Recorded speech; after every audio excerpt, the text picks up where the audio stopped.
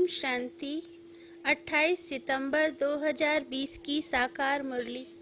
बाबा कहते, मीठे बच्चे, तुम सारी दुनिया के सच्चे सच्चे मित्र हो। तुम्हारी किसी से भी शत्रुता नहीं होनी चाहिए। प्रश्न, तुम रूहानी मिलिट्री हो। तुम्हें बाप का कौन सा डायरेक्शन मिला हुआ है जिसे अमल में लाना है? उत्तर, तुम्हें डायरेक्शन है कि बैस सदा लगा कर रखो। कोई भी पूछे यह क्या है, तुम कौन हो, तो बोलो हम हैं सारी दुनिया से काम की अग्नि को बुझाने वाले फायर ब्रिगेड। इस समय सारी दुनिया में काम अग्नि लगी हुई है।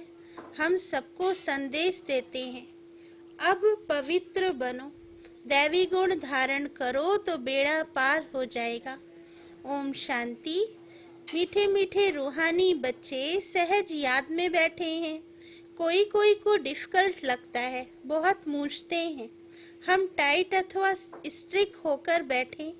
बाप कहते हैं ऐसी कोई बात नहीं है, कैसे भी बैठो, बाप को सिर्फ याद करना है। इसमें मुश्किलात की कोई बात नहीं। वह हठयोगी ऐसे टाइट होकर बैठते हैं, टांग पर टांग चढ़ाते हैं। यहाँ तो बाप कहते हैं आराम से बैठो, बाप को और 84 के चक्र को याद करो। यह है ही सहज याद। उठते बैठते बुद्धि में रहे। जैसे देखो यह छोटा बच्चा बाप के बाजू में बैठा है। इनको बुद्धि में माँ बाप ही याद होंगे। तुम भी बच्चे हो ना। बाप को याद करना तो बहुत सहज है। हम बाबा के बच्चे हैं, बाबा से ही वर्षा लेना है। शरीर निर्वाह, अर्थ गृहस्थ व्यवहार में भल रहो। सिर्फ औरों की याद बुद्धि से निकाल दो। कोई हनुमान को, कोई किसको, साधु आदि को याद करते थे, वह याद छोड़ देनी है। याद तो करते हैं ना। पूजा के लिए पुजारी को मंदिर में जाना पड़ता है, इसमें कहाँ जाने की भी दरकार नहीं है। कोई भी मिले बोलो शिव बाबा का कहना है मुझे एक बाप को याद करो। शिव बाबा तो है निराकार, जरूर वह साकार में ही आकर कहते हैं मामे कम याद करो। मैं पतित पावन हूँ, यह तो राइट अक्षर है ना। बाबा कहते हैं मुझे याद करो। तुम सब पतित हो, यह पतित तमोप्रधान दुनिया है ना। इसलिए बाबा कहते हैं कोई भी देहधारी को याद नहीं करो। यह तो अच्छी बात है ना। कोई गुरु आदि की महिमा नहीं करते हैं। बाप सिर्फ कहते हैं मुझे याद करो तो तुम्हारे पाप कट जाएंगे। यह है योग बल अथवा योग अग्नि। बेहद का बाप तो सच कहते हैं ना। गीता का भगवान निराकार ही है, कृष्ण की बात नहीं। भगवान कहते हैं सिर्फ मुझे याद करो और कोई उपाय नहीं। पावन होकर जाने से ऊंच पद पाएंगे, नहीं तो कम पद हो जाएगा। हम तुमको बाप का संदेश देते हैं, मैं संदेशी हूँ। इस समझाने में कोई तकलीफ नहीं है। माताएं, अहिल्याएं, कुब्जाएं भी ऊंच पद पा सकती हैं, चाहे यहाँ रहने वाले हो, चाहे घर गृहस्थ में रहने वाले हों। ऐसे नहीं कि यहाँ रहने वाले जास्ती याद कर सकते हैं। बाबा कहते हैं बाहर में रहने वाले भी बहुत याद में रह सकते हैं, बहुत सर्विस कर सकते हैं। यहाँ भी बाप से रिफ्रेश होकर फिर जाते हैं, तो अंदर में कितनी खुशी रहनी चाहिए।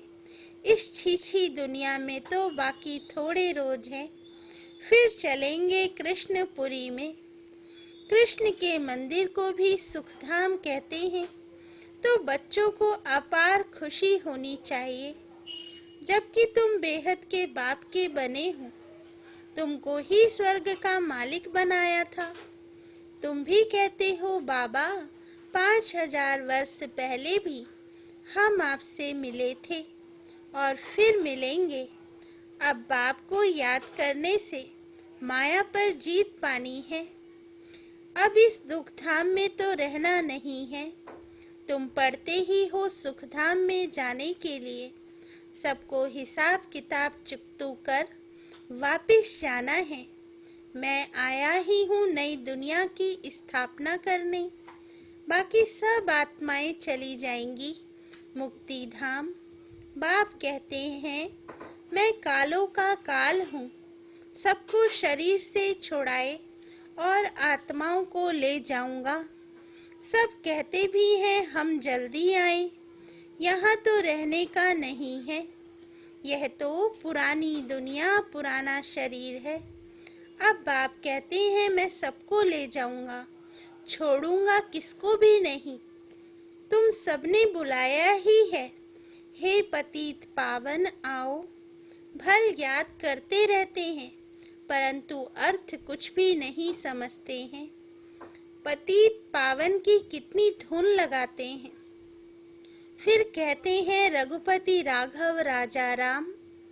अब शिव बाबा तो राजा बनते नहीं, राजाई करते नहीं। उनको राजा राम कहना रॉन्ग हो गया। माला जब सिमरते हैं तो राम राम कहते हैं। उसमें भगवान की याद आती है। भगवान तो है ही शिव। मनुष्यों के नाम बहुत रख दिए हैं।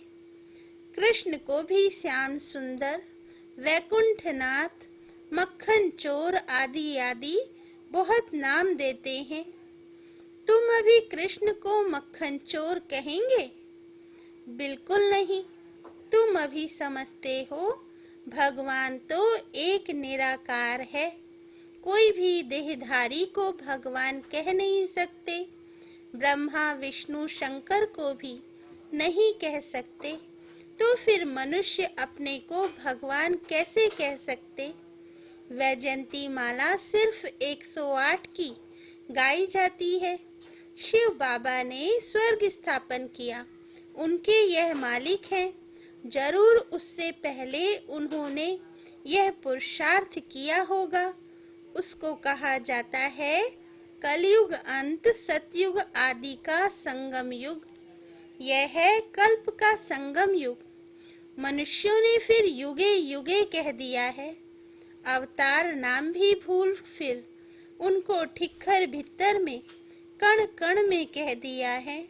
यह भी है ड्रामा। जो बात पास्ट हो जाती है उसको कहा जाता है ड्रामा। कोई से झगड़ा आदि हुआ, पास हुआ, उनका चिंतन नहीं करना है। अच्छा, कोई ने कम जास्ती बोला, तुम उनको भूल जाओ।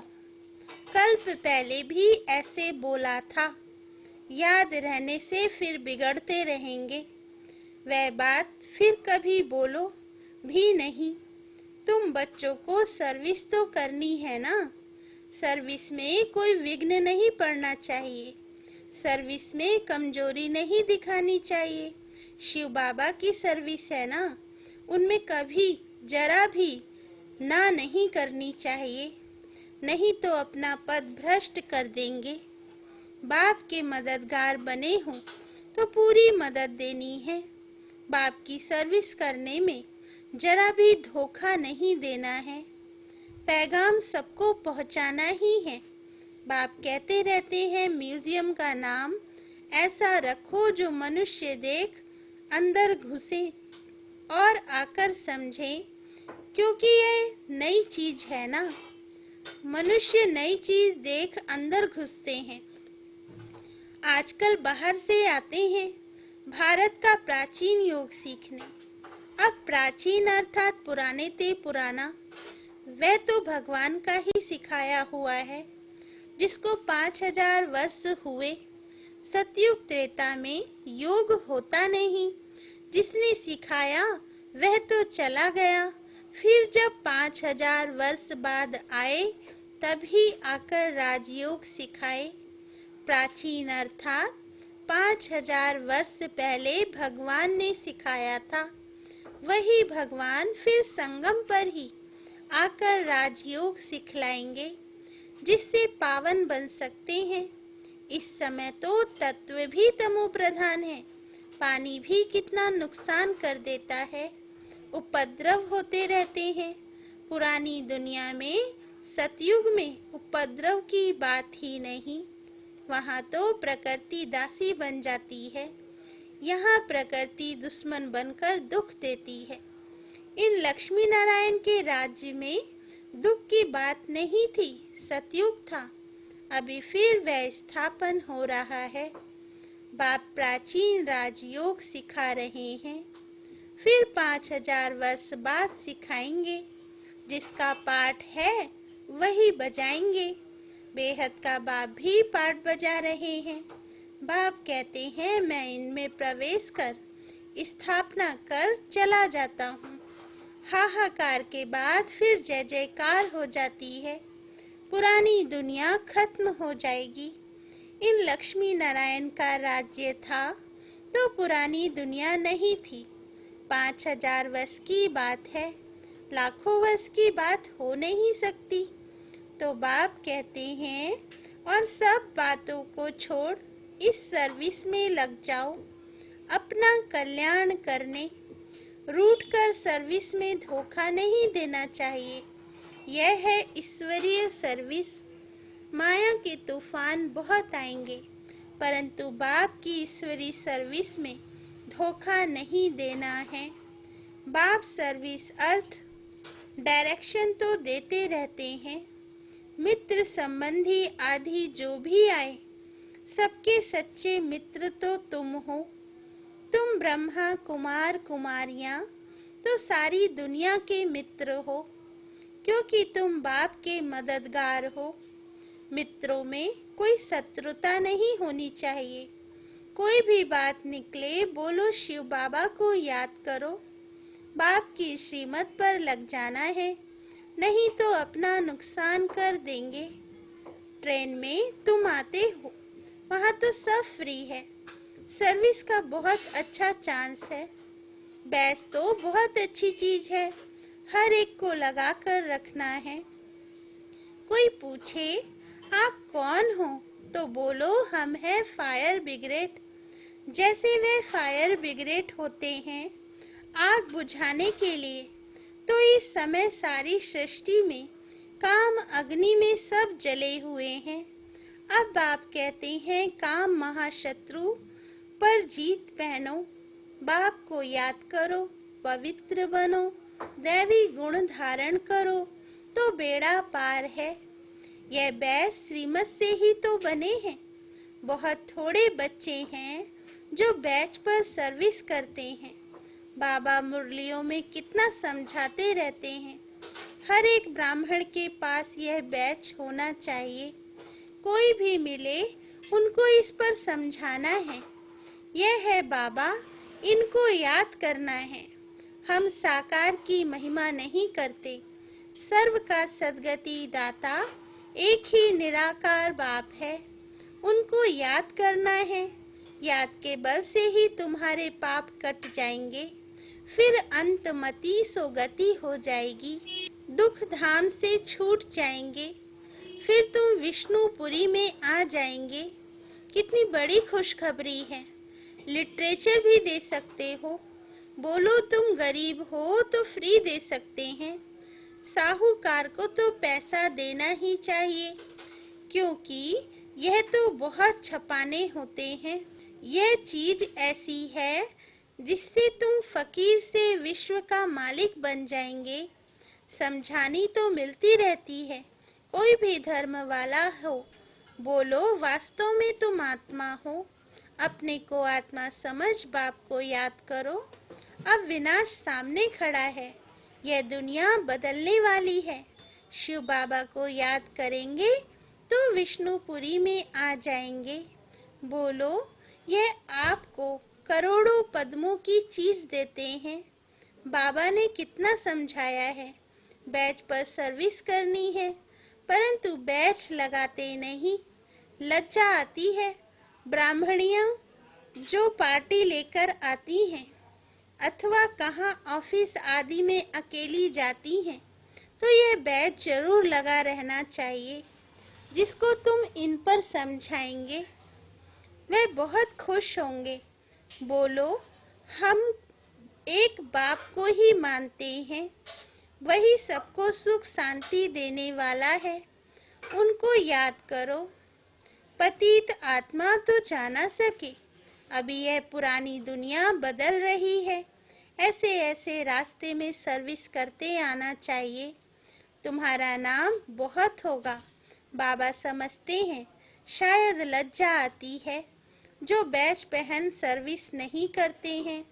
एक तो बैच, सीढ़ी का चित्र अथवा त्रिमूर्ति गोला और झाड़ का चित्र साथ में हो। आपस में बैठ एक दो को समझाओ तो सब इकट्ठे हो जाएंगे। पूछेंगे ये क्या है? बोलो, शिव बाबा इनके द्वारा यह नई दुनिया स्थापन कर रहे हैं। अब बाप कहते हैं मुझे याद करो, पवित्र बनो। अपवित्र तो वापस जा नहीं सकेंगे। ऐसी मीठी मीठी बातें सुनानी चाहिए तो खुशी से सब सुनेंगे, परंतु कोई की बुद्धि में बैठता नहीं है।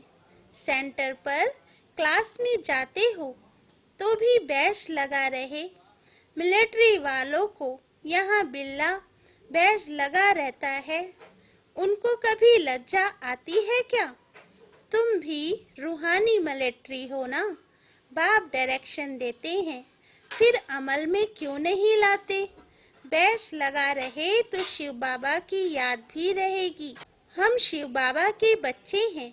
दिन प्रतिदिन सेंटर्स भी खुलते जाएंगे, कोई ना कोई निकल आएंगे, कहेंगे फलाने शहर में आपकी ब्रांच नहीं है। बोलो, कोई प्रबंध करे मकान आदि का, निमंत्रण दे तो हम आकर सर्विस कर सकते हैं। हिम्मते बच्चे मत दे बाप। बाप तो बच्चों को ही कहेंगे सेंटर खोलो, सर्विस करो। यह सब शिव बाबा की दुकान है ना, बच्चों द्वारा चला रहे हैं।